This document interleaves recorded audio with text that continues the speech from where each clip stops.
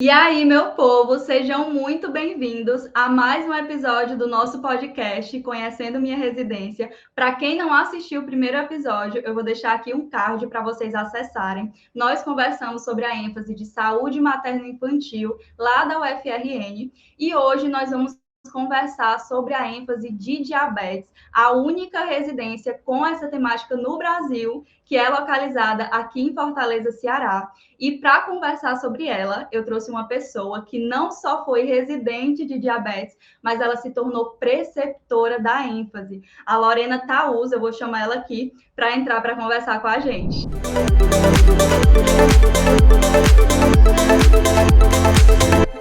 Lorena, seja muito bem-vinda. Tudo bom? Para introduzir rapidinho, a Lorena é nutricionista formada pela Universidade Estadual do Ceará, a UES. Em 2019, ela deu início à residência pela Universidade Federal do Ceará, UFC, lá no Hospital Universitário Walter Cantídio, né, que é o local de prática. Ela concluiu a residência em 2021 e logo em seguida ela deu início ao mestrado e depois se tornou preceptora da ênfase de diabetes. Lorena, se apresenta em mais detalhes, fala mais um pouquinho sobre você. Então, olá, pessoal, prazer estar aqui. Obrigada pelo convite, Rick. Então, falando um pouquinho mais, né, sobre mim. Então, eu sou formada pela Universidade Estadual do Ceará e me formei no início de 2019, já entrei direto na residência e aí fiquei na residência entre os anos de 2019 e 2021. E assim que terminei a residência, entrei no mestrado. E aí eu tô na metade do meu segundo ano de mestrado. Atualmente estou trabalhando com lípides, mas é uma coisa que a gente vê durante a residência também, então continuo dentro da minha área de formação. E aí, dentro do mestrado, eu estou fazendo o meu estágio à docência, auxiliando na preceptoria da residência multiprofissional em diabetes. E aí, atualmente, eu estou como preceptora da nutrição, mas também dou suporte às outras categorias profissionais que tem dentro da ênfase. E atualmente também estou atendendo em consultório, juntamente com esse público, né, mais específico, com o qual eu me especializei na residência. E também estou como nutricionista associada de uma liga acadêmica da Universidade Estadual do Ceará. E aí está sendo uma experiência bem legal, sabe? Esse Muito bom. pós-residência. Então, Lorena, tu conseguiu assim, tu entrou no mestrado e aí, através do mestrado tu é preceptora de diabetes, né, como eu tinha falado. E aí não só tu tem esse contato muito próximo com a nutrição, mas com as outras categorias profissionais, né? Então, assim, tu vive a experiência ainda dentro da área e uma experiência muito incrível, né? Sim, Consegue ficar dentro da área continuamente. isso. E a facilidade, assim, que eu percebo também é porque como a gente sempre tem muita discussão de caso, né, sessões clínicas, isso ajuda a me manter atualizada dentro da área. E a gente sabe, né, que na área da saúde constantemente estão surgindo novas tecnologias, novas maneiras de tratamento, novas medicações, né, como vem surgindo também novas medicações no tratamento do diabetes. Então, isso tem essa vantagem, né, de me manter atualizada dentro da área e é fantástico. Imagino. Pois, Lorena, vamos começar aí falando sobre a residência, né? Primeiro, eu queria saber de você, assim, como é que foi que surgiu essa vontade de fazer a residência em diabetes? Como é que foi a tua história, assim, para entrar na ênfase de diabetes? Então, Rick, isso começou na graduação. Eu estava assim na metade da graduação. Na graduação sempre fui bolsista, trabalhava em projetos de pesquisa. E um dos projetos de pesquisa que eu entrei assim no quarto, quinto semestre da graduação era com diabetes tipo 1. E aí teve um dia nas coletas que a minha orientadora e professora de bolsa ela foi comentou lá, Lorena, quando você terminar a graduação, você poderia tentar fazer a residência em diabetes na UFC. E até então nem tinha me despertado a vontade de fazer residência e nunca tinha ouvido falar da residência em diabetes. E aí depois que ela falou, eu comecei a pesquisar um pouco mais, mas deixei em stand-by porque eu estava assim no meio da graduação, ainda estava decidindo qual seria o meu TCC. Tanto que foi passando o tempo de bolsa, eu fui trabalhando com ela, eu fui gostando de trabalhar com essa condição clínica, o sonho da residência foi aumentando, e eu troquei o meu tema de TCC, que antes era com compostos bioativos, eu troquei para trabalhar com algo que eu já estava fazendo durante a bolsa, né? Com diabetes tipo 1. E aí eu fui me aprofundando cada vez mais dentro do diabetes. Meu TCC foi com diabetes e foi com essa minha professora, que foi orientadora de bolsa. E aí, quando eu estava perto de finalizar a graduação, já no último semestre, abriu a seleção, né, para a residência da UFC, e aí eu decidi fazer. Aí fiz. Maravilha. Então, assim, eu acho que isso acontece com muita gente, né? Comigo também, no período da faculdade, eu nem sabia sobre residência ainda, não tinha pensado sobre. E aí eu já gostava muito do público de pacientes renais e tudo mais. Fiz meu TCC com essa temática, e aí depois que eu vi que tinha residência, eu me apaixonei e fui por aquele caminho. Então, acho que isso é uma dica muito boa para quem, eu não sei que residência fazer. Veja como é que está sendo a sua rotina, a sua caminhada dentro da Isso. graduação. Quais são as temáticas que você se interessa mais, né? Qual é aquela área assim que te enche os olhos e tem tiver essa questão das vagas na residência para você ir por esse caminho, porque é muito bom, a gente consegue ter essa linha durante toda a nossa história de profissão, saindo da faculdade, indo para a residência, tendo esse mesmo segmento, né? Isso, e a gente vai descobrindo as nossas afinidades, né?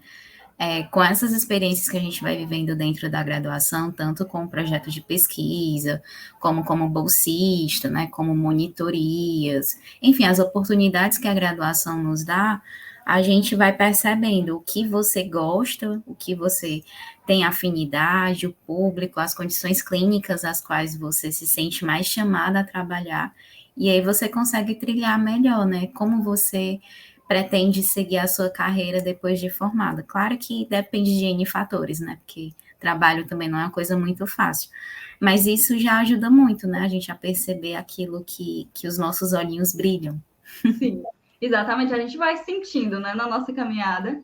Vai. Lorena, pois deixa eu te fazer uma outra pergunta agora, falando sobre processo seletivo. Como é que foi aí teu processo seletivo para entrar na residência? Como é que foi questão de concorrência? Aqui em Fortaleza, eu sei que tem muito essa questão de, eu vou me inscrever na ênfase de diabetes porque tem mais vagas, só É, que a ênfase costuma ser concorrida e tudo mais, né? Não é só sim. pensar no número de vagas para entrar, tem outros fatores para pensar também. E aí me fala um pouquinho mais sobre isso, sobre o processo seletivo como um todo, alguma coisa de preparação que você achar melhor aí para falar. Pronto. Falando um pouco da minha preparação, né? Eu comecei a me preparar, assim, no 7º semestre da faculdade, assim que eu comecei a estudar um pouco mais, mas me dediquei mesmo a estudar no 8º. E que já era o último semestre da graduação para mim. E aí, quando chegou no final do 7º semestre, uma das minhas professoras de graduação, ela disse que ia fazer um cursinho, ela estava se juntando com outros professores dentro de um cursinho que começou a existir para preparação de residências.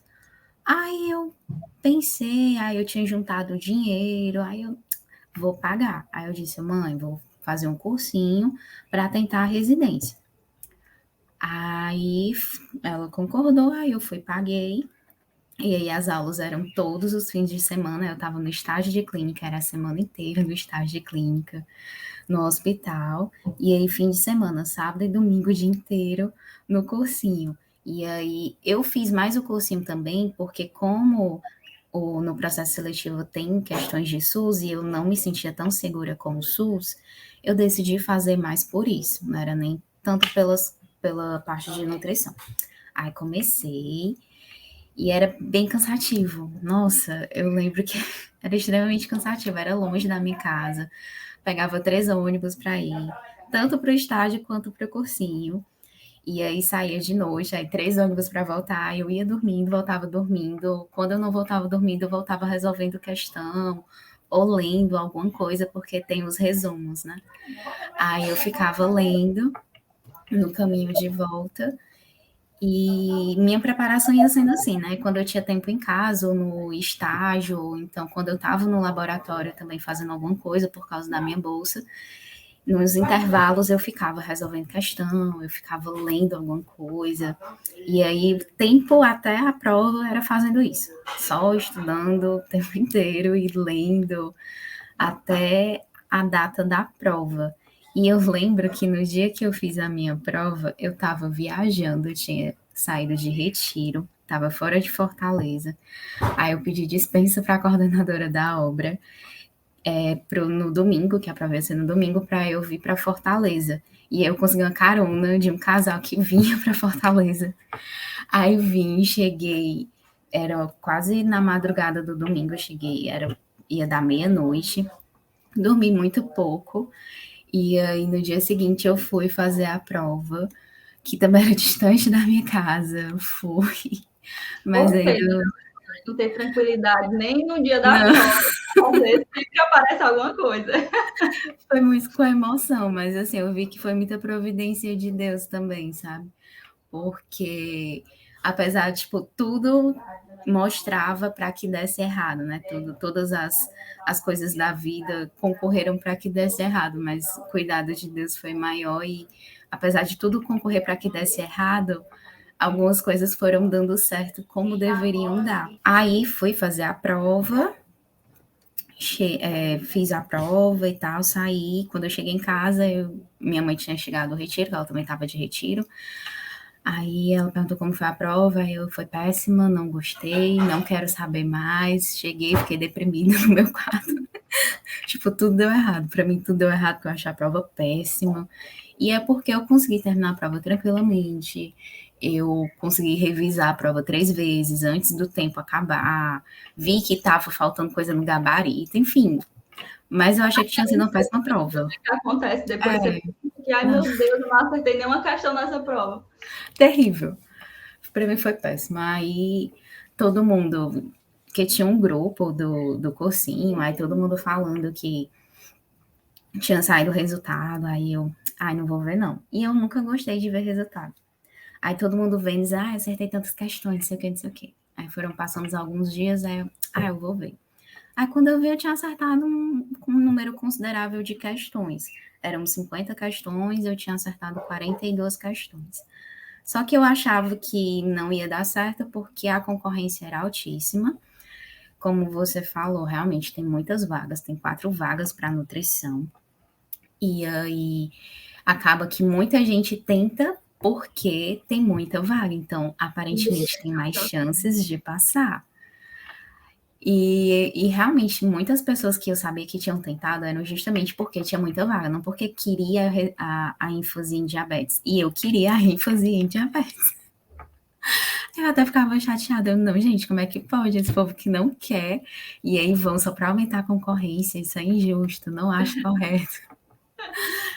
Mas aí deu certo, né? O número de questões foi suficiente para passar para a segunda fase, porque são 2 fases. Quando eu fiz, né? Eu não sei como está atualmente, porque já tem 3 anos.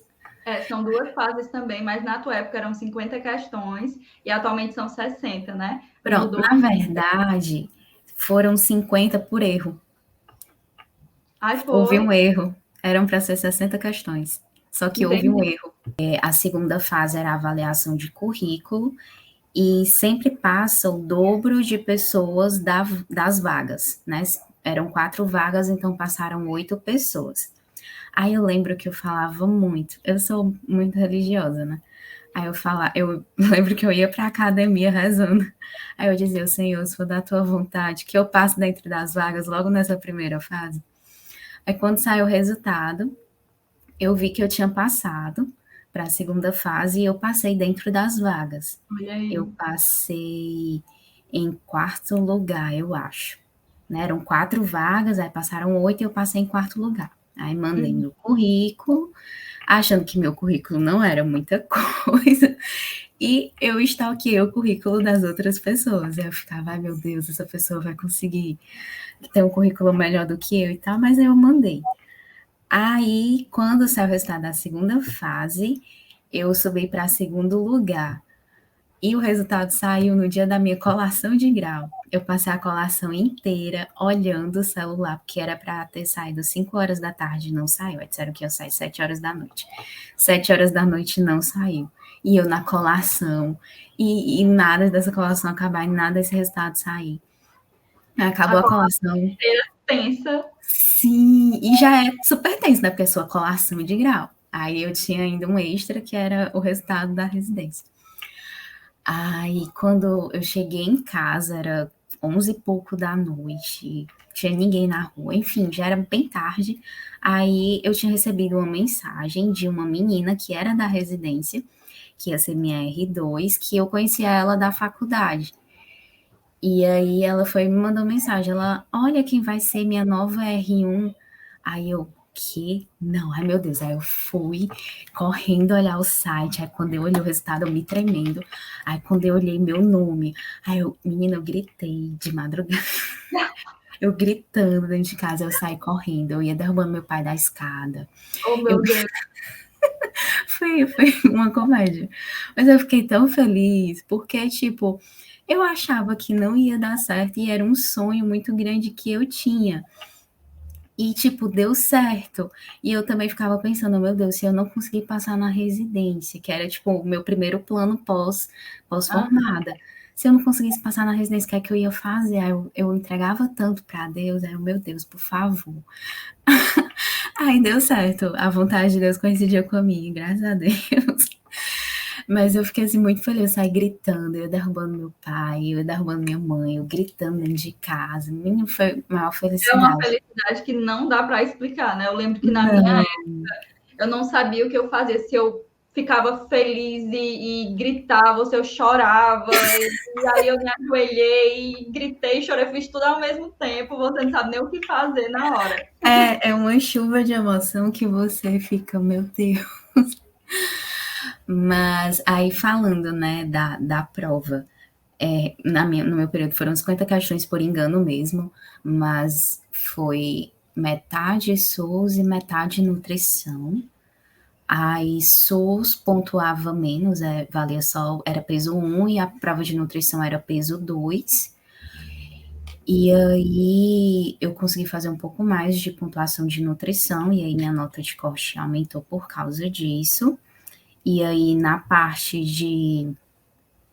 de avaliação de currículo envolvia tanto a IRA, né, das notas da graduação, envolvia cursos acima de 40 horas.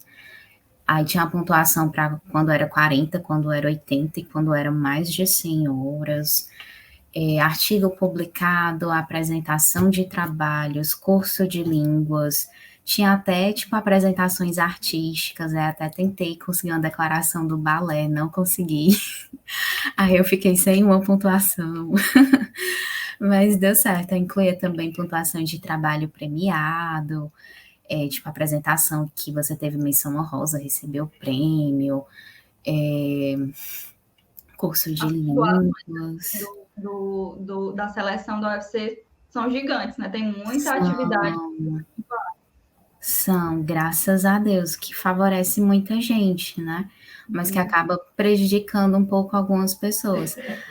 Aí é muito importante, né? Já vou deixando essa dica que se alguém tem esse plano e está na graduação, já vá trabalhando nesse seu currículo acadêmico desde a graduação, seja tentando bolsa de monitoria, porque conta, seja em projeto de pesquisa, publicação de artigo, nem que seja uma revisão, mas conta. Participação de congressos, apresentação de trabalho nesses congressos, enfim, a nossa vida acadêmica na graduação, ela influencia muito nessa parte, tanto na residência como no próprio mestrado também, porque envolve, né, esses trabalhos acadêmicos que você desenvolve, e você vai amadurecendo também, vai amadurecendo a sua visão científica, vai te amadurecendo como profissional também, e isso vai colaborando muito para os teus objetivos depois de formado.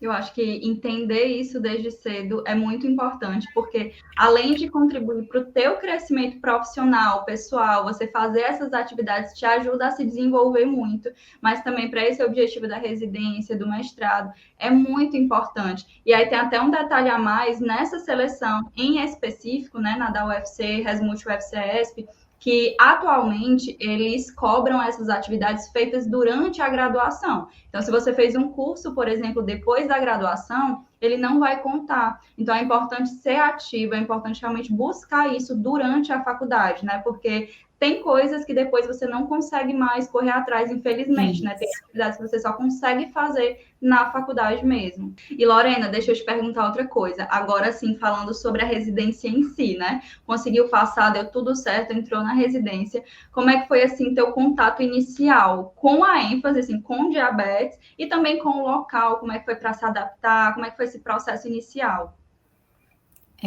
O meu processo inicial foi um pouco diferente das minhas colegas, porque assim que eu entrei, eu precisei ficar 5 meses diretamente na enfermaria, porque vou falar mais na frente Explica como é que esse funciona a rodízio residência, agora. né? Explica Certo. como é esse rodízio, só para o pessoal entender. Pronto. É porque na residência em diabetes, na nutrição, a maior parte da residência é ambulatorial, cerca de 80%, e os outros 20% a gente roda em enfermaria. E aí, então, dividindo pelos 24 meses, né, a gente passa 5 meses na enfermaria. E aí a gente sorteia quem vai por vez. Aí sempre tem um R1 e um R2 rodando na enfermaria do diabetes. E aí, assim que eu entrei, eu fui sorteada para ir direto para a enfermaria. Então, logo assim que eu entrei, eu tive pouco contato com o ambulatório em diabetes. Eu tinha um turno por semana que eu tinha contato com a ênfase mesmo. Eu fiquei a maior parte do tempo na enfermaria. E para mim isso não foi ruim, porque eu gosto muito de enfermaria. Tanto que eu também tinha tentado a residência em terapia intensiva, que é uma área que eu também gosto muito e que ela casa muito bem com o diabetes. Mas aí foi algo que deu muito errado. Mas o meu amor por isso continua, mas isso foi muito bom porque eu consegui vivenciar a enfermaria de uma maneira bem intensa e eu aprendi muita coisa, mas teve o lado negativo que eu tive pouco contato com a minha ênfase, e eu estava até conversando com uma das minhas residentes ontem, é até engraçado falar isso, mas, tipo, eu tenho residentes agora, mas eu estava conversando com uma das minhas residentes ontem, e aí eu disse para ela exatamente isso, né? Porque ela também está tendo a mesma experiência que eu. Ela entrou e foi direto para a enfermaria. E aí a gente fica olhando os nossos colegas e aí a gente fica, nossa, como eles sabem disso? Será que eu vou aprender isso quando eu for para o ambulatório também? Nossa, como eles são inteligentes. Será que eu vou saber disso? Será que eu vou ter o mesmo insight, o mesmo feeling que eles estão tendo? Nossa, como eles sabem disso, ai meu Deus, e eu não sei. A gente se sente meio assim na defensiva por não saber, mas é a vivência, né? Aí quando eu fui para o ambulatório, depois desses 5 meses, aí eu tive um contato maior. Aí eu conheci os ambulatórios, os públicos que a gente atendia, e aí sempre tem, a gente chega com expectativa, né? E quando a gente vivencia, às vezes é bem diferente, né, do que a gente espera. Mas para mim não foi negativo em nenhum aspecto. Mas foi assim surpreendente. E aí eu fui descobrindo alguns públicos que eu tinha maior afinidade e alguns públicos que eu tinha uma certa resistência, mas até que eu gostava de atender, como a pediatria, que eu, tipo, é um público que eu gosto de atender, mas que eu não quero trabalhar com ele. Mas foi um período muito bom. E aí eu fui convivendo com todos os ambulatórios que foram sendo ofertados durante o rodízio, com os colegas, né, as experiências que eu fui tendo, as coisas que eu fui aprendendo nas sessões clínicas, nas discussões, nas leituras de artigos que a gente fazia. E foi muito enriquecedor. E eu descobri um mundo que é o diabetes. É um mundo, porque na graduação a gente tem uma visão muito limitada e eu não sei para ti ou para quem está assistindo, né? Ou para quem vai assistir. Mas eu tive uma aula de diabetes e foi assim, foram assim 2 horas de aula de diabetes, e aí eu tive que ver toda a fisiopatologia, toda a dietoterapia e pronto, acabou. Aí você faz a dieta de diabetes e pronto, é isso. E aí, quando você vai para a residência, você vê que tem um mundo, tem muita coisa por trás, eu tenho diversas complicações associadas, eu tenho várias medicações, e aí eu preciso entender o mecanismo dessas medicações. Eu tenho diversos tipos de diabetes, além do DM1 e do DM2 e do diabetes gestacional, eu tenho outros tipos de diabetes, aí para entender o mecanismo deles, para entender as associações também do diabetes com outras doenças, como essas outras doenças podem causar o diabetes, as tecnologias que tem no tratamento do diabetes. Enfim, é um mundo tão grande que você vai, assim, vivenciando ao longo da residência, você vai tendo a sensação de que tem muito mais para aprender, e vai acabando a residência e você fica, meu Deus, tem coisa que eu ainda não aprendi, e tem muita coisa. E eu acho que também isso acontece com qualquer outra área da saúde, né? Porque é o mundo mesmo. Mas o diabetes é um mundo muito extenso, que vai muito além daquilo que a gente espera e o que a gente vivencia na graduação. E eu São aprendi muitos isso nessa públicos, vivência. né, também, tipo, públicos muito diferentes, muito diversos. Eu acho, assim, que para quem vai entrar na residência de diabetes, eu acho que realmente não imagina quanto de público que tem. Quando a Lorena for falar melhor sobre a rotina, ela vai falar um pouco, né, Lorena? São muitos públicos. E essa questão que a Lorena falou, só para frisar, né, que é muito importante de saber quem vai entrar na ênfase de diabetes. Ela é principalmente ambulatorial, né? É dentro do hospital, principalmente ambulatorial. E aí tem essa experiência de 5 meses dentro da enfermaria. O período que a pessoa vai passar por isso vai depender do sorteio, né? Que você até falou que é um sorteio. Então, tem gente que vai entrar direto para a enfermaria, tem gente que vai ficar no ambulatório e só vai ter acesso à enfermaria no segundo ano de residência. Então, de forma geral, a residência em diabetes vai ser essa experiência principalmente aí ambulatorial. Para quem quer depois trabalhar em consultório, né, uma experiência Facilita muito.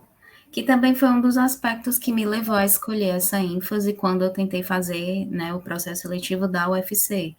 Né, porque é uma vivência que ajuda no consultório, né, você lidando ali com o paciente no ambulatório, tendo demandas, conseguindo discutir com uma equipe, tendo vivência com médicos, né, fisioterapeutas, enfermeiros, isso vai te dando maior segurança até para atuar depois. Né? Com certeza. E Lorena, mudando de assunto agora para falar sobre algumas informações mais básicas assim em relação à residência, sobre como é que é a carga horária, como é que é essa distribuição da carga horária, como é em relação à alimentação no hospital, tem gente que pergunta, né, tem essas dúvidas. Então conta um pouquinho sobre isso. Então, a carga horária são 60 horas. Então a gente passa 60 horas no hospital de segunda a sexta, e a gente dá plantão, no caso da residência em diabetes, a gente só dá plantão quando está rodando na enfermaria. E aí, quando você é R1 e está na enfermaria, você dá 2 plantões durante um mês de fim de semana. E quando você é R2, você dá 1 plantão de fim de semana no mês. E aí você tem folgas referentes a esses plantões nas semanas, né, referentes a esses plantões, que é para não ultrapassar a carga horária. Então, se tem plantão nesse fim de semana, você precisa folgar, que é para não ultrapassar essa carga horária de 60 horas. Realmente, eles são bem rigorosos quanto a isso, e até uma maneira da gente ter o descanso merecido também, né? E aí a gente, então, tem essa vivência de 60 horas, e aí, então, é de 7 às 7.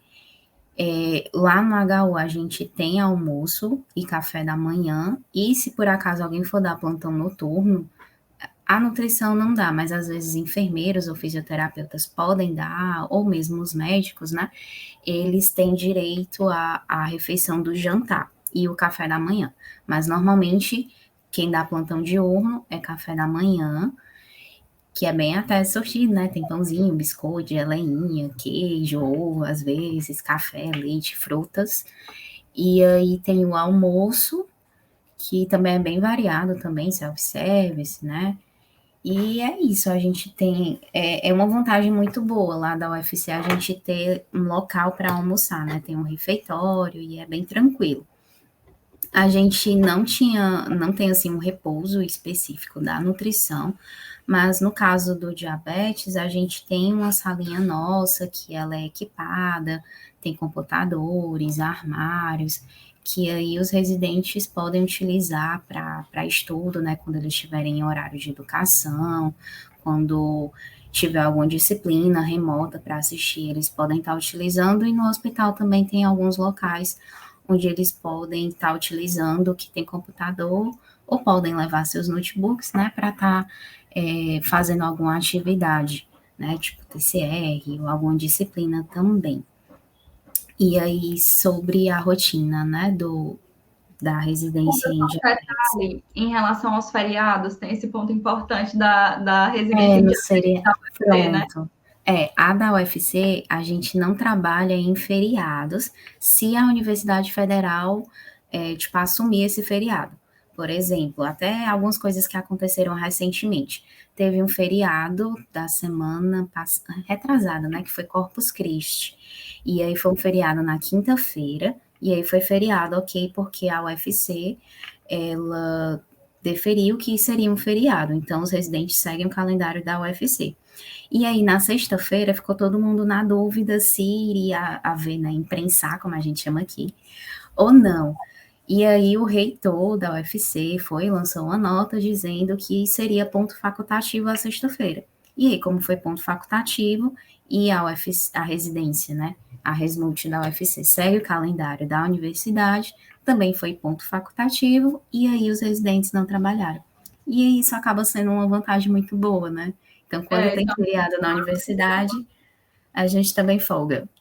é um ponto maravilhoso para quem é residente lá, porque tem residências que não é assim, né? Que trabalham no feriado, que segue exatamente como é no hospital. E lá na UFC a gente segue o calendário da UFC. Então é uma vantagem, é uma coisa muito boa para os residentes.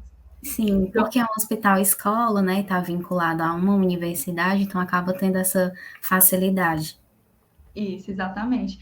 Lorena, agora me fala sobre a rotina em si. Como é a rotina do residente em diabetes?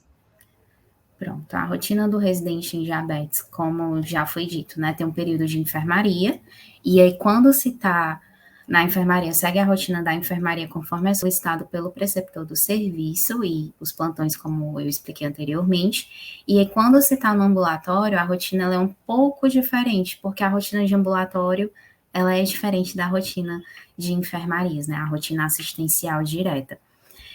Mas a gente tem nós atendemos tanto na atenção primária como na atenção secundária, que aí se enquadram os ambulatórios.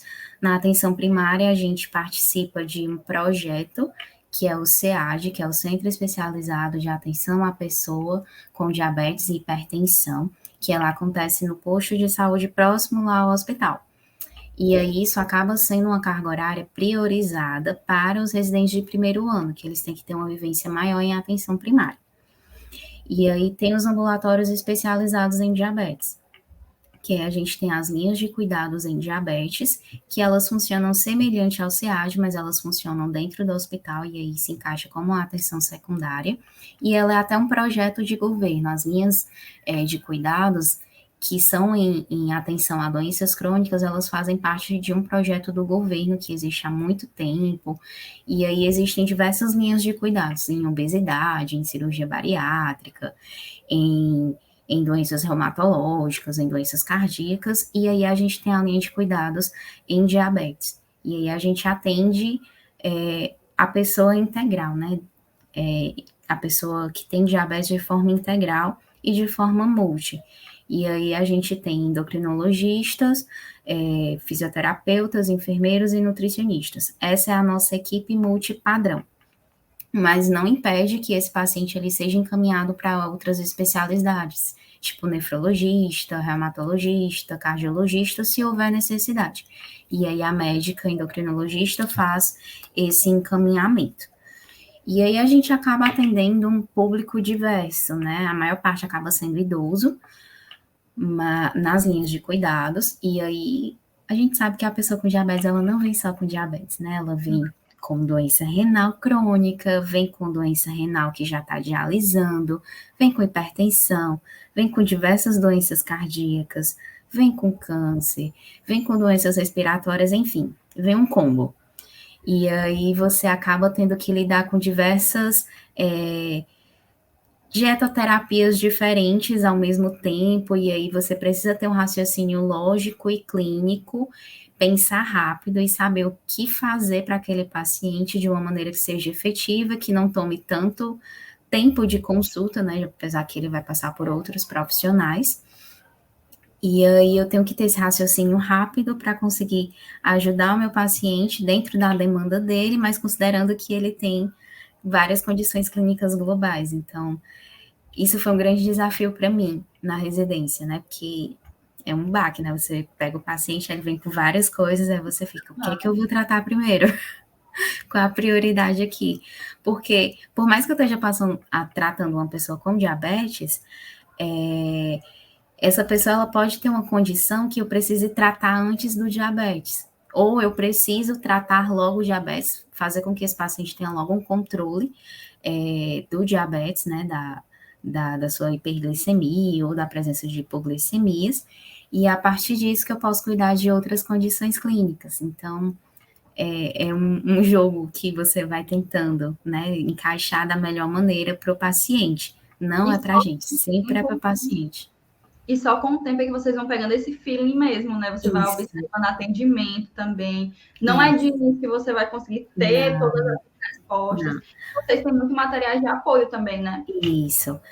Aí, logo no início, pelo menos agora eu também estou fazendo isso com os meus residentes, né? Assim, quando entra uma nova turma de R1, pelo menos assim, o primeiro mês, eles ficam mais acompanhando, assim, as 3 primeiras semanas do mês, eles ficam acompanhando os R2, acompanhando as consultas, e se eles se sentirem inseguros para, assim, depois de 3 semanas eles quiserem atender, ok, eles atendem, mas com supervisão, e óbvio que o R1 até o final do primeiro ano ele não vai ficar sem supervisão, seja do preceptor, seja de um R2, porque ainda está pegando a manha do serviço, né? Ainda está entendendo como as coisas funcionam, ainda está compreendendo os nossos materiais, né? Isso é muito importante, até tranquiliza assim, quem está assistindo que vai fazer residência, né? Você não vai ser jogado para começar a saber de tudo. Você primeiro vai observar, depois vai ser supervisionado, e aí depois você tem mais autonomia, assim, para fazer os atendimentos, né? Exatamente. E assim, o preceptor sempre vai estar ali para dar suporte. A gente não vai pegar na sua mãozinha, né, e ensinar como atender. Mas se houver necessidade, sim, a gente pode fazer isso, a gente pode fazer atendimentos simulados, a gente sempre tem essa maneira de acolher o R1, né?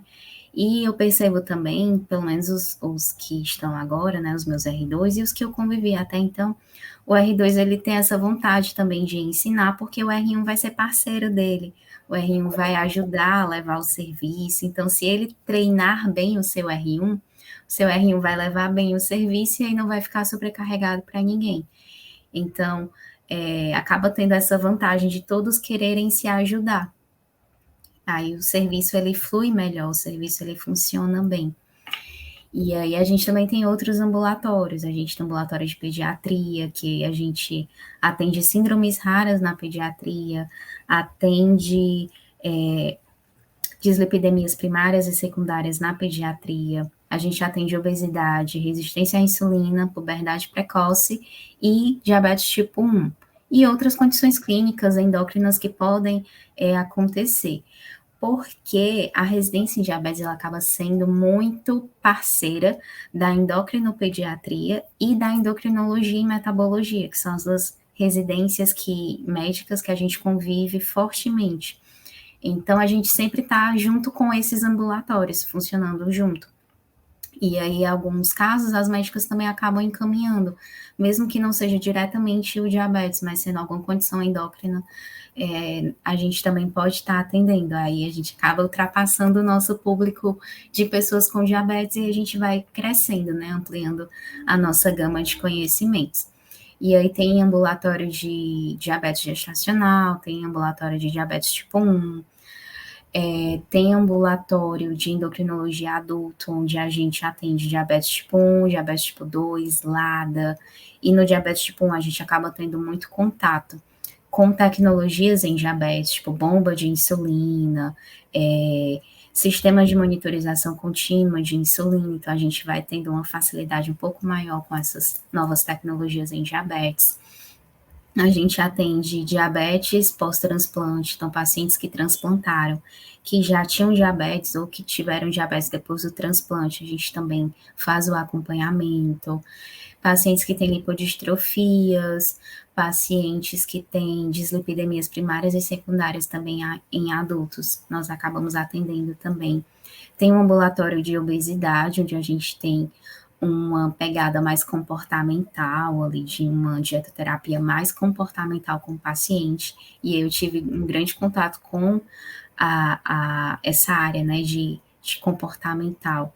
Nesse ambulatório eu achei riquíssimo, aprendi muitas coisas, aprendi muitas técnicas, as discussões de caso eram riquíssimas. E tem um ambulatório também de cirurgia bariátrica, que alguns desses pacientes que são acompanhados na linha de obesidades, quando o acompanhamento clínico ele acaba não sendo tão efetivo, esse paciente ele é encaminhado para a linha de cuidados em cirurgia bariátrica. E aí a gente faz o acompanhamento pré-operatório e o acompanhamento pós-operatório. E, cara, isso é muito legal.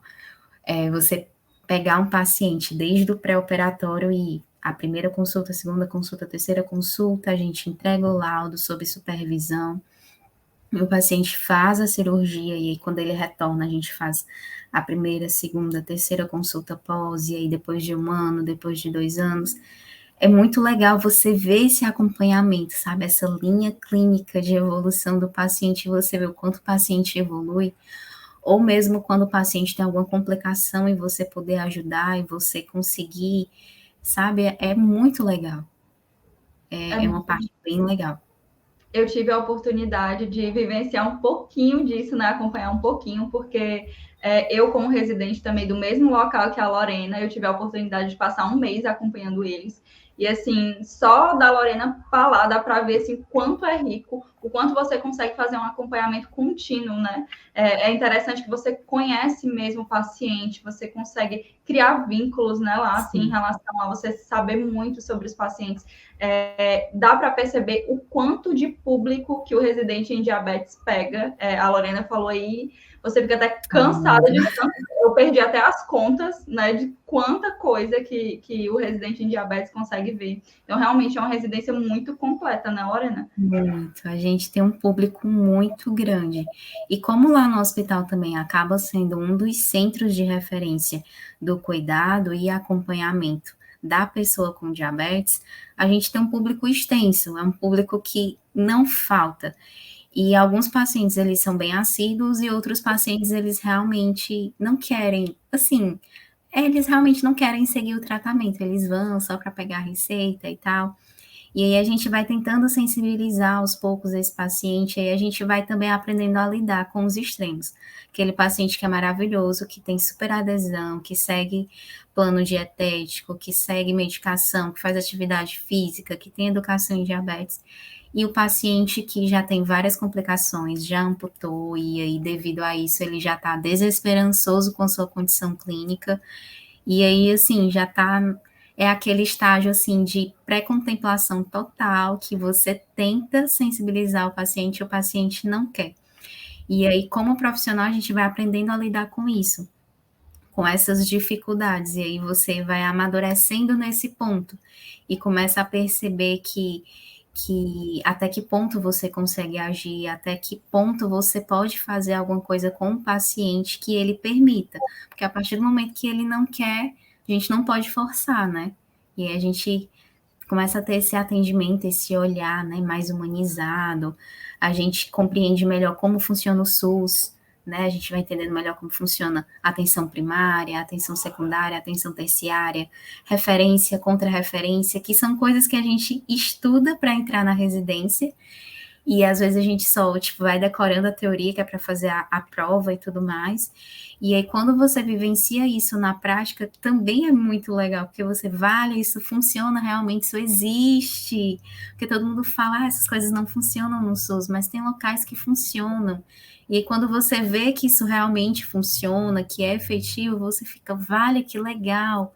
Aquilo que eu estudei sendo na prática, eu participando disso, é muito bacana. Lorena, aí deixa eu te perguntar outra coisa. Tem muitos rodízios, né? Tem muitos ambulatórios, como você falou. E aí, como é que funciona isso? Tem um padrão? Eu vou passar tanto tempo em tal ambulatório, depois tanto tempo no outro ambulatório. Como é que funciona essa questão de rotina mesmo, dessas divisões e tudo mais? Atualmente, eu tento deixar o mais equânime possível, né? Que seja justo para todos. Até uma coisa que eu falo para os meninos, que se, por exemplo, nesse primeiro ano, tiver alguém que rode mais tempo no ambulatório de pediatria, no segundo ano ela vai ficar mais tempo no ambulatório do adulto, né? Que a gente acaba tendo essa divisão, os ambulatórios da pediatria e os ambulatórios do adulto.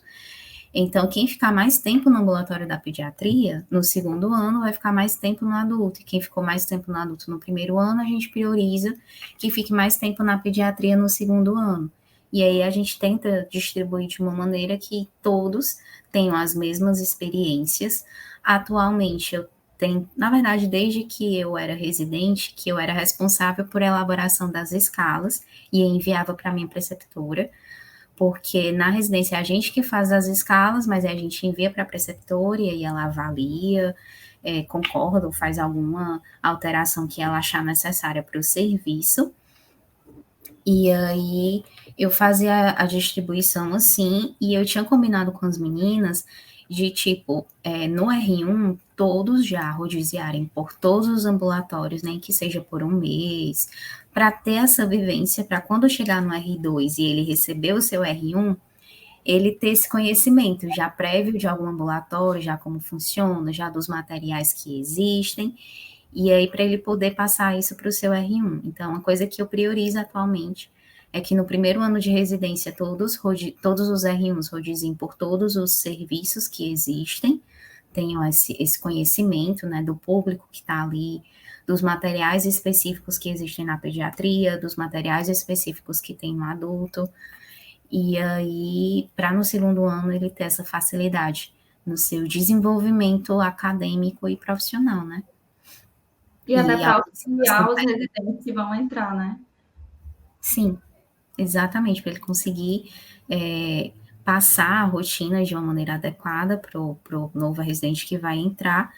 E assim a gente consegue também observar as competências, que a gente tem matriz de competências de como o residente vai evoluindo no primeiro e no segundo ano. A gente vai observando habilidades, conhecimentos e atitudes. E aí a gente consegue perceber a evolução desse residente à medida que o período vai passando e ele vai rodiziando por serviços diferentes. Pronto, perfeito. E Lorena, em relação a outras vivências, assim, né? Nós falamos muito agora sobre rotina prática de ambulatório, quais são os ambulatórios que vocês passam, né? Como é que funciona isso? E tem outras vivências além disso? O que é que vocês conseguem vivenciar mesmo, ter de experiência dentro da residência, além dessa prática? Pronto, eu tive muita experiência com pesquisa, né? Porque o TCR foi pesquisa, uma pesquisa que a gente tinha escrito um projeto de pesquisa no R1, que a gente ia até para um congresso de diabetes, que teve um congresso em 2019 da Sociedade Brasileira de Diabetes. Aí a gente escreveu um projeto para a gente ter um comitê de ética, né? Um registro do comitê de ética para a gente poder fazer os trabalhos. E aí, nesse projeto de pesquisa, a gente conseguiu elaborar também os nossos TCRs dentro dele. E aí eu tive uma grande experiência com pesquisa que eu já tinha na graduação, e aí eu só fui ampliando. E eu acredito que isso que tenha facilitado também minha entrada no mestrado. Eu continuei dentro dessa área de pesquisa. A gente acaba vivenciando o tripé, né, de pesquisa, ensino e extensão, porque a residência é isso. E a residência em diabetes, ela propicia muito essa parte da pesquisa, de você participar de pesquisas, porque sempre tem muita pesquisa rolando lá pela endócrino. E tem mestrandas, né, como eu, que estão ajudando na preceptoria, que estão trabalhando com pesquisa. Então, acaba tendo uma facilidade maior com pesquisa também por causa disso. A gente tem... Também é muito forte, né? Porque vocês têm as reuniões semanais, falam um pouquinho sobre essa eu ia até falar disso agora, das sessões clínicas, que a gente... As sessões clínicas, elas entram como atividades teóricas, né, disciplinas teóricas para a gente do eixo específico, e aí a gente tem 2 sessões clínicas por semana. A gente tem uma sessão clínica na segunda-feira pela manhã, que é só da equipe multi, e temos uma sessão clínica na sexta-feira, que é a equipe multi do diabetes e a residência médica, com staffs e os preceptores. Na sessão clínica de segunda, normalmente os residentes, a gente tem um cronograma de quem vai apresentar, e aí normalmente nessa sessão de segunda os residentes apresentam casos clínicos, e a gente discute esses casos clínicos com staffs e preceptores. E é muito rico, muito rico. E aí na sexta-feira a gente também tem essa sessão clínica, só que a gente acaba priorizando a apresentação de aulas, tipo um conteúdo relacionado ao tema do diabetes, ou algum tema de atualização, ou alguma área que seja importante da endocrinologia e que vai influenciar diretamente também no cuidado da pessoa com diabetes, apesar porque a gente está ali convivendo com a residência em endocrinologia, né? E aí, na sessão de sexta, acaba sendo mais aula mesmo, e aí a gente elabora essas sessões clínicas que são apresentadas pelo residente, e a gente acaba utilizando a metodologia de sala de aula invertida, que é uma metodologia ativa, que é bastante utilizada dentro das residências da pós-graduação, e que seria o residente dar a aula, e aí os staffs, os preceptores, eles comentam, eles agregam informações tanto da prática clínica deles, quanto informações mesmo de vivência, para estar tendo essa troca de conhecimentos. E a gente aprende muito quando a gente ensina, né? Quando é a gente que vai explicar aquilo. Então, acaba sendo muito bom para o residente. É cansativo, né? Por causa de toda a rotina que é vivenciada, por tudo aquilo que a residência cobra, mas é algo que enriquece o residente, ele aprende, o residente ele consegue discutir isso de uma maneira mais fácil, ele tem um conhecimento maior sobre aquilo que ele deu a aula, então ele tem uma expertise sobre aquilo, e com essas discussões, né, com os staffs, os preceptores e os outros colegas de residência, a gente acaba tendo essas visões diferentes, cada um pontuando uma coisa, e fica uma discussão muito rica. A gente consegue discutir muita coisa. E nesse período também tem participação de internos e outros residentes da clínica médica que estão rodiziando na endocrinologia. E aí eles trazem experiências deles, trazem dúvidas. E aí a gente consegue ir discutindo isso, sabe? Desde o mais básico até uma coisa mais específica. Então, é um momento de uma troca muito boa, sabe? E vendo assim de fora, observando de fora, eu sei que é uma coisa que às vezes assusta muito os residentes que vão chegando, né? Daquele medo de assim, ai meu Deus, eu vou dar uma aula, ai meu Deus, eu vou precisar apresentar uma sessão clínica aqui para todo mundo, tem todas as categorias profissionais, né? Médico, fisioterapeuta, etc., todas as categorias profissionais. E aí, assim, diz uma palavra para tranquilizar quem está chegando, assim, quem vai entrar, é assim, realmente acho que você até falou, né? Já um pouquinho, é cansativo, você tem que preparar as aulas e tudo mais, mas quando você vê o resultado disso, quando você vê o quanto de conhecimento você vai ter, o quanto de troca você vai ter, é uma coisa que vale muito a pena e que talvez faça até falta em outras residências, né? Sim, sim. E a nossa residência é uma das que mais tem essa discussão, né? E isso ajuda muito a atualizar. E eu até falei no começo, né, que isso é uma das vantagens para mim até hoje como preceptora, porque eu estou me atualizando dentro da área. E o que eu digo para tranquilizar é que assim que você entra, você não vai apresentar a sessão clínica. Fica uns 2 meses que você não vai, assim. Fica 2 meses que você, mais ou menos, uns 2 meses que você não apresenta a sessão clínica, você assiste a dos demais, as dos R2 que já vem apresentando. E aí você já vai percebendo como funciona, e já vai desmistificando o bicho sem cabeça, né, o bicho de sete cabeças que surge, né, quando diz que você tem que apresentar uma aula. Então, não é uma coisa do outro mundo. Você não vai levar carão se apresentar algo errado. Você não vai ser chamado a atenção, nada disso. É um momento de troca. Então, é algo que é um pouco difícil para quem não tem tanta facilidade de apresentar em público, sim, mas é algo que vai te enriquecer e que você vai ter suporte, né? O seu preceptor vai estar ali, a gente pode discutir antes. Se você quiser ensaiar antes da sessão, a gente conversa, a gente ensaia. Você pode. Os meus residentes, eles gostam de mostrar a sessão antes de apresentar, e aí a gente pode discutir pontos para melhorar, a gente pode discutir pontos que ele poderia estar abordando na sessão para deixar essa sessão mais rica. Então, sozinho você não está. Pelo menos enquanto eu estiver ali, sozinho você não está, você vai ter suporte. E é um momento muito rico que você vai crescer. E você percebe a diferença, tipo, a sua primeira sessão e aí quando você está terminando a residência, a sua última sessão. É uma mistura de alívio e uma mistura de saudade, porque você vai se acostumando com aquilo, porque é bom, você vai aprendendo coisa nova, você vai aprendendo a ficar desinibido, a expor sua opinião. No início eu tinha muito receio de expor a minha opinião. No início eu tinha medo de falar alguma coisa, porque eu tava, eu tô aqui com os médicos, a gente às vezes tem receio, né, de estar perto de médico e falar alguma coisa. Mas nós somos profissionais igual a eles, e a gente tá ali para aprender. E tem até um ditado que diz que por mais que a sua pergunta, né, o seu posicionamento seja idiota, você precisa fazer, porque se você não fizer, você vai continuar com aquela dúvida que parece idiota para você. E aí você Mas nunca vai sanar essa dúvida.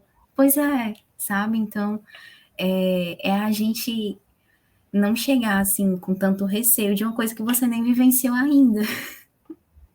exatamente. E é uma competência que você vai desenvolver para milhões de outras coisas, né? Você vai levar isso para a tua vida inteira, dentro da profissão e até mesmo fora da profissão. Porque a questão de saber falar, de você desenvolver uma aula, alguma coisa, vai te ajudar em muitos aspectos. Eu acho essa parte, assim, da residência em diabetes uma parte aqui riquíssima, que pode até parecer chato, entre aspas, na hora de fazer, porque envolve esses sentimentos, né? Envolve esse medo, mas no final das contas, olhando assim racionalmente, é algo riquíssimo que deveria, inclusive, ter em outras residências também. Eu tenho essa opinião, porque é de fato muito, muito importante.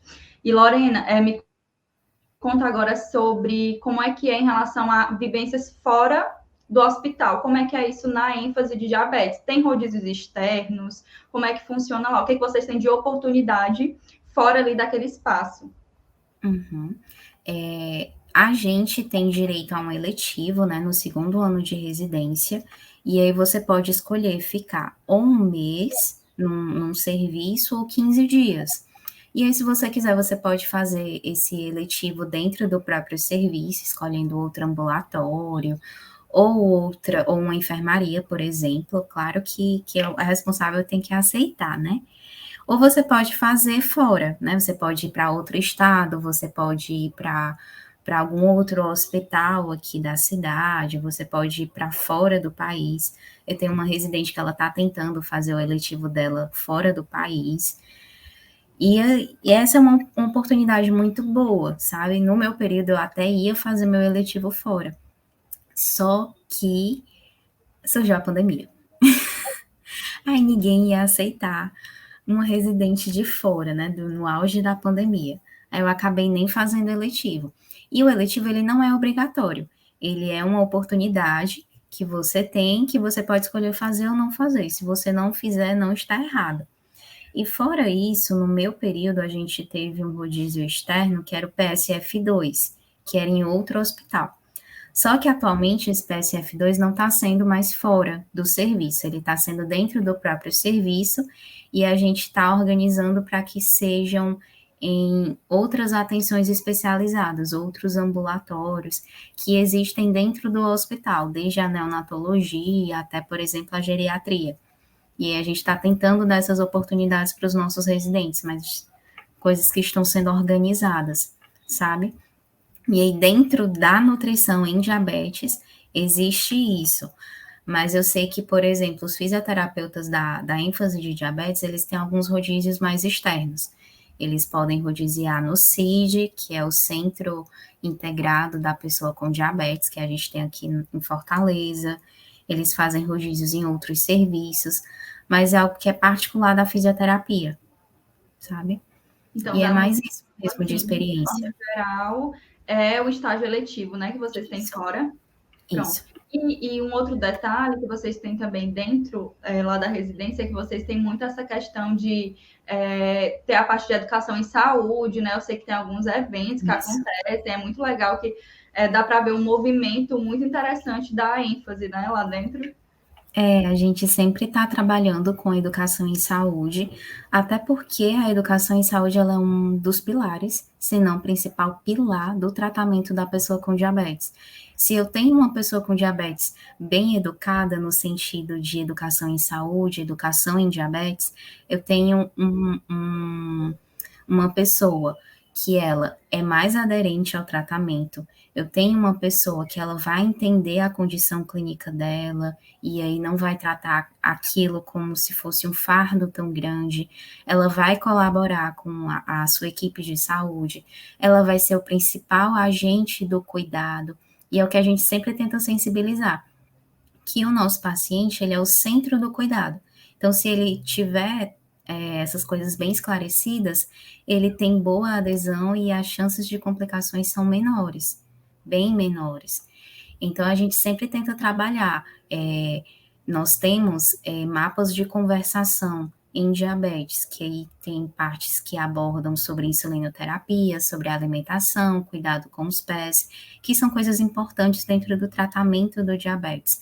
Então, a gente sempre tenta fazer esses mapas de conversação na pediatria, no ambulatório do adulto, no ambulatório de diabetes gestacional, enfim, onde a gente tiver público, né, sala de espera, né, se der certo, para que a gente possa alcançar essas pessoas e também para sensibilizar os pacientes sobre a importância da equipe multi, né, a importância da equipe em saúde, a importância dele fazer o seu acompanhamento constante com a endocrinologia e com o restante da equipe de saúde.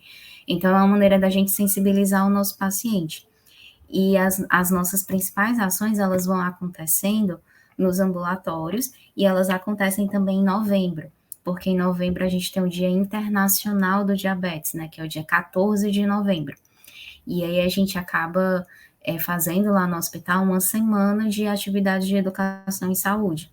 E aí a gente vai trabalhando com profissionais, a gente vai trabalhando com pacientes, com acompanhantes, para ir sensibilizando tanto para o diagnóstico precoce, né, a importância disso, quanto para o acompanhamento, quanto é importante para a pessoa que tem diabetes ser acompanhada de forma rotineira no serviço de saúde, porque ela tem muitas chances de ter uma boa evolução clínica, de evitar complicações, né, de evitar situações que podem agravar o seu quadro de saúde. E esses trabalhos, assim, são muito multi, né? Eu acho que uma coisa muito forte de vocês que eu percebo é, de fato, na prática, vocês sempre estão muito juntos, as diferentes profissões atuam muito junto. No ambulatório, cada um vai ter o seu momento com o paciente, mas eu vejo que está sempre ali no mesmo ambiente, conversando. Fala Sim. um pouquinho sobre isso em relação a essa vivência que vocês têm. A gente é muito multi, porque em todos os ambulatórios, tipo, eu falei aqui dos ambulatórios da nutrição, né?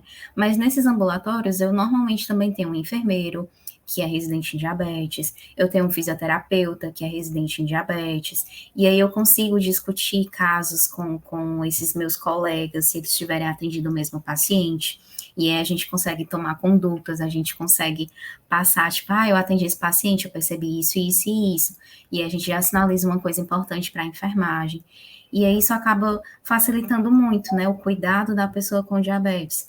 E quando a gente também está em ambulatórios onde nós temos residentes da endocrinologia e os staffs, isso também enriquece muito, porque a gente consegue fazer o acompanhamento mais multi ainda e sensibilizando também a classe médica à importância do paciente ser acompanhado por uma equipe multi também, que isso faz total diferença no cuidado da pessoa com diabetes. Nossa, uma pessoa com diabetes que ela tem acompanhamento só com um profissional, e quando ela tem acompanhamento com vários profissionais, e ela tem essa rede de apoio de profissionais e da família, as chances dela de se desenvolver bem, né, de ela não ter complicações são muito maiores.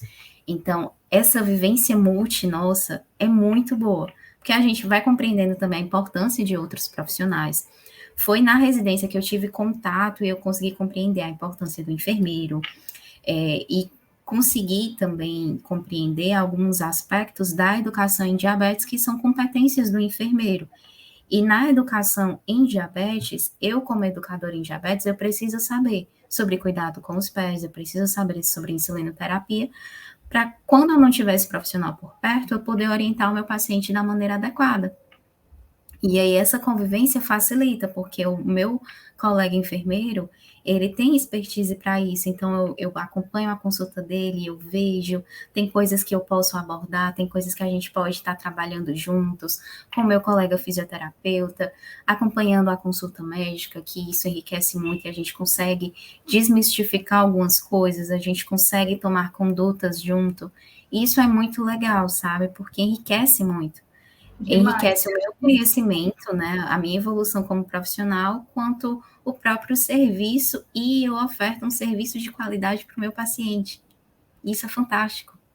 Quando eu estava lá, eu tive a experiência assim de depois dos atendimentos sentar os diferentes profissionais juntos para discutir sobre aqueles pacientes que tinham sido atendidos. E aí tinha enfermeira, tinha fisioterapeuta, nutricionista, e eu achei aquilo ali incrível, muito interessante, porque cada um vai dar a sua visão. Às vezes é até engraçado, porque o paciente disse tal coisa para um profissional e disse outra coisa para outro profissional, aí vocês conseguem discutir e achar de fato ali o problema do paciente, porque acaba que aquela discussão encontra outras lacunas que não foram vistas durante o atendimento. Eu achei aquilo ali maravilhoso. É fantástico, é uma das maiores vantagens da residência em diabetes, é essa convivência multi e esse crescimento. Você vai entendendo, né, a importância do enfermeiro, por que é importante ter um enfermeiro no cuidado da pessoa com diabetes, a importância do fisioterapeuta, e a gente acompanhar isso de perto, sabe? Nossa, é muito legal. É Lorena, fantástico. para finalizar assim, nossa conversa, né, já estamos aí com mais de uma hora, eu queria que você dissesse assim, o que você teria para dizer para quem quer fazer a ênfase de diabetes, para quem quer entrar aí nessa residência, né? O que você diria? Um conselho, uma dica, alguma coisa que você acha que é importante? Bom, gente, eu sei que a preparação não é fácil. Alguns podem até ter pensado que a minha foi fácil, porque eu logo que terminei a graduação entrei. Mas só a gente sabe os sacrifícios que nós passamos, né, até chegar à conquista que a gente tanto queria. E eu sei que não é um processo fácil, para algumas pessoas pode demorar mais tempo, para algumas outras pessoas pode ser mais rápido. Mas lembrem que cada coisa na nossa vida, ela acontece no tempo que tem que acontecer.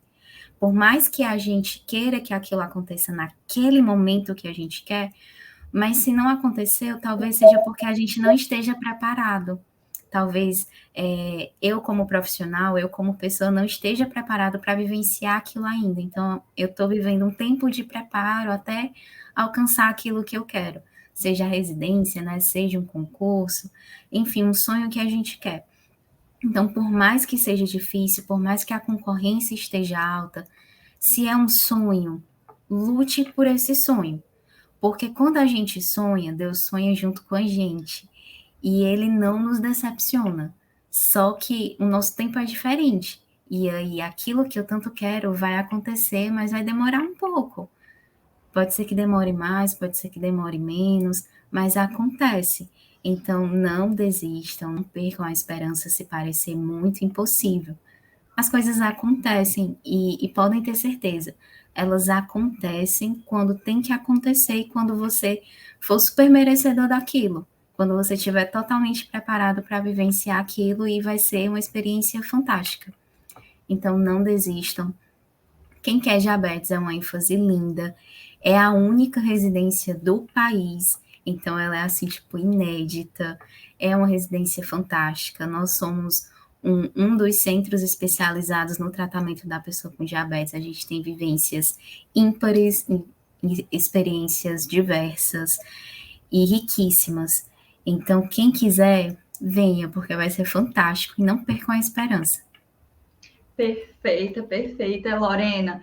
Muitíssimo obrigada mais uma vez por ter aceitado o convite, por ter participado aqui, conversado. Acredito que foi riquíssimo para quem ouviu, riquíssimo para quem não conhecia a ênfase de diabetes ou para quem quer fazer, né? Tá se preparando e tá sabendo aí de mais detalhes, né? Às vezes tem muitas coisas, inclusive, que a gente não faz ideia e que a gente só vai saber lá dentro vivendo, e é muito interessante saber disso antes, né? Você já conhecer muitas coisas antes. Então, muitíssimo obrigada. Todo sábado vai estar tendo podcast novo de outras ênfases aí, então não percam, sempre acompanhem, porque vocês vão conhecer aí outras ênfases, né? Muitas outras, a história de outros residentes. Então, um beijo para todo mundo e muito obrigada.